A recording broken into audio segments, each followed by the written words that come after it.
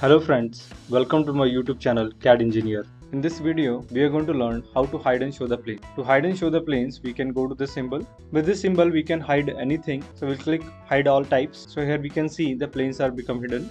To show them back, we can click back to the symbol and it's become visible again. We have more options. We can click on this arrow, hide and show items. So here we have two options, hide and show primary planes and view planes. If we click on hide and show primary planes, it will be only hide front plane, top plane and right plane. We can click back to show them. Now if we want to hide all the planes, we can click on this option, view planes. So all the planes become hidden. To show them back, we can click on the symbol and all the planes will be visible back. We can also control the individual planes. We can right click on the plane and we can say hide.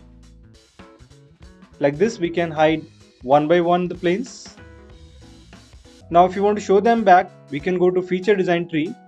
Here we can select that individual planes or together we can show them. So like this we can hide and show the planes. If you like this video, please subscribe our channel and thank you for watching this video.